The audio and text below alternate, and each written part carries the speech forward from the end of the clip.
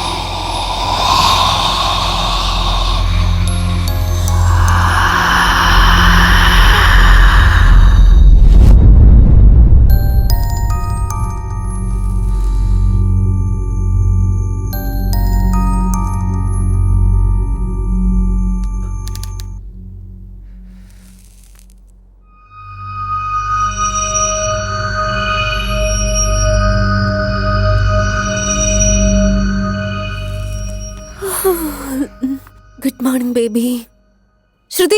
ശ്രുതി വീട്ടിലേക്ക് പോയി. വീട്ടിൽ പോയിന്നോ? കിഷോറിന്റെ വൈഫിന് തീരെ സുഖമില്ലെന്ന്, അതുകൊണ്ട് വന്ന് കൂട്ടിക്കൊണ്ട് പോയതാ. ആണോ? അതിരിക്കട്ടെ, നീ ഇതെങ്ങോട്ടാ പോന്ന്? അവള് റൂം ലോക്ക് ചെയ്തിട്ടാ പോയേ. കീ വന്ന് വാങ്ങിട്ട് പോയി കിഷോർ പറഞ്ഞായിരുന്നു, അത് വാങ്ങിട്ട് നീ എടുത്തോണ്ട് പോയിന്നോ?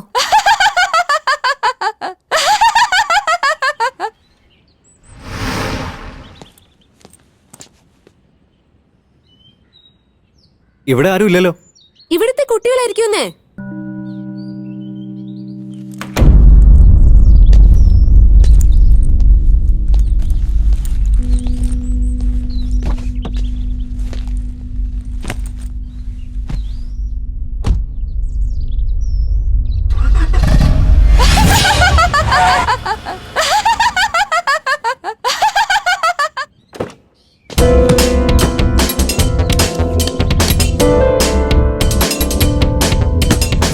സന്ധ്യ സന്ധ്യ വാതിൽ ഓർക്ക്.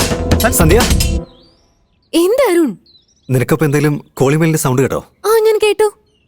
ഞാൻ നേരത്തെ തഴിച്ച് കബോർഡിനുള്ളിൽ വെച്ചതല്ലേ? ഓ, അതാണോ? എല്ലാവരും വന്ന് ഈ വാതെല്ലാം മുട്ടുന്നു. ഈ ഒച്ചയേക്കാൾ നല്ലത് ആ ചിരിയാ നല്ലതെന്ന് വെച്ച് ശ്രുതി പിന്നെ എടുത്ത് ഫിറ്റ് ചെയ്തു. പക്ഷെ ഞാൻ ഇത്ര നേരം പ്രസ് ചെയ്തോണ്ടിരുന്നല്ലോ, സൗണ്ട് ഒന്നും വന്നില്ല. നീ പോയപ്പോ പവർ കട്ടായിരുന്നു, അതുകൊണ്ട് ശബ്ദം വന്നില്ല. Arun, are you really okay? I am okay. നിക്കതാ വരുന്നു.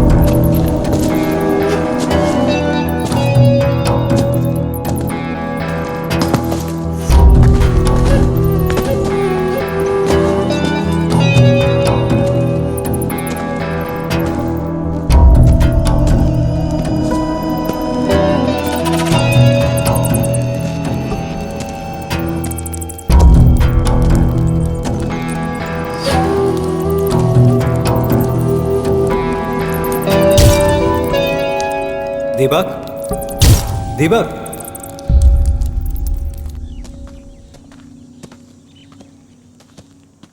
നോക്ക് മച്ചാ, നീ ആവശ്യമില്ലാതെ ടെൻഷൻ അടിക്കുക. ഇതെല്ലാം കോമൺ ആടാ. ഇതിലെന്താടാ കോമൺ? ഞാൻ 10 തവണ കത്തിക്കാൻ നോക്കിയിട്ട് കത്താത്ത ക്യാൻഡിൽ എങ്ങനെയാടാ തനിയെ കത്തിയത്? ശരി, നിനക്ക് മനസ്സിലാവുന്ന രീതിയിൽ പറയാം. ഒരുപാട് പ്രാവശ്യം നീ കണ്ടിട്ടുണ്ടാവും മജീഷ്യന്മാര് ഫയർ എങ്ങനെ ചെയ്യുന്നതെന്ന്. അതെങ്ങനെ ചെയ്യുന്നതെന്ന് അറിയോ? എവിടെ തീ കത്തിക്കണമെന്ന് വിചാരിക്കുന്നോ അവിടെ അമോണിയ സ്പ്രേ ചെയ്ത് വെക്കാറാണ് പതിവ്. അത് കഴിഞ്ഞ് കൈ കൊണ്ട് ജിങ്ക് സ്പ്രേ ചെയ്ത് വെക്കും. അമോണിയയും ജിങ്കും റിയാക്ട് ആവുന്നത് കൊണ്ട് തീ വരും. അങ്ങനെയാടാ നിന്റെ വീട്ടിലും സംഭവിക്കുന്നത്. അതെടാ, ഡെയിലി എന്റെ വീട്ടിൽ മാജിക് ഷോകളാണ് നടന്നുകൊണ്ടിരിക്കുന്നത്. ഞാൻ അങ്ങനെ പറഞ്ഞല്ലടാ. ആ ഏരിയയിൽ മൊത്തം കെമിക്കൽ ഫാക്ടറികളാ. കാറ്റുമൂലം വരുന്ന കെമിക്കൽ കൊണ്ട് അങ്ങനെ സംഭവിക്കാം. എങ്ങനെയാടാ? അതും വീട്ടിലെങ്ങനെ? എന്താടാ നടക്കാത്ത?